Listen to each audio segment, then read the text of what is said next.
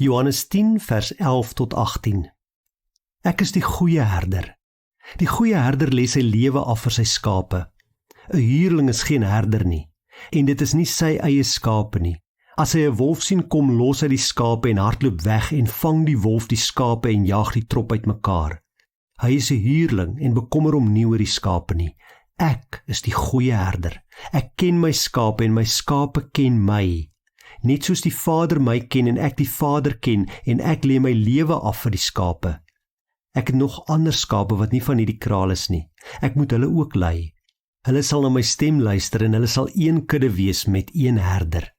Die Vader het my lief, omdat ek my lewe aflê om dit weer op te neem. Niemand neem dit van my af nie, maar ek lê dit uit my eie af. Ek het die volmag om dit af te lê en ek het die volmag om dit weer op te neem. Dit is die opdrag wat ek van my Vader ontvang het. Jesus sê vir ons, hy is die goeie herder en ons wat in hom glo is sy skape. En dit is vir hom so belangrik dat ons dit weet, dat hy dit nie net een keer sê nie, maar dat hy dit 'n paar keer herhaal. Hy sê, ek is die goeie herder. En die goeie herder lê sy lewe af vir sy skape. Jesus wil hê, ek en jy moet weet, soos sy disippels destyds, hy lê sy lewe vir ons af. Uit eie vrye wil het hy sy lewe kom aflê, sodat ons die lewe kan hê. Weet vandag, as jy 'n kind van God is, Jesus het sy lewe vir jou afgelê.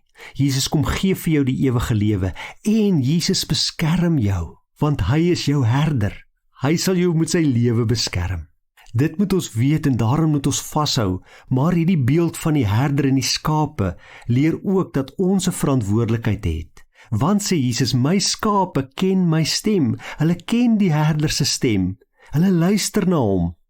'n Skaap is verder ook afhanklik van die herder.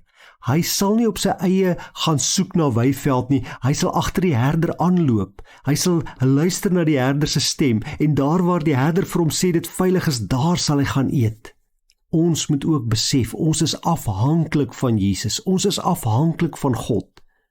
En 'n skaap volg ook sy herder. 'n Skaap loop blindelings agter sy herder aan.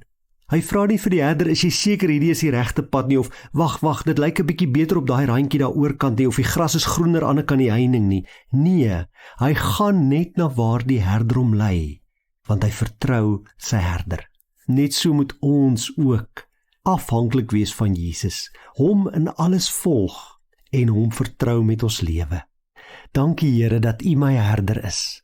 Dankie dat ek weet my lewe is veilig in U hand, want U het U lewe vir my kom aflê. U pas my elke dag op. Vergewe my waar ek baie keer my eie ding wil doen, my eie pad wil volg. Ek wil dit nie langer doen nie, Here.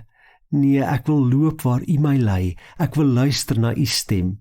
Help my om U stem te hoor en dit te herken en gehoorsaam te wees aan U stem. Dit bid ek in Jesus naam alleen. Amen.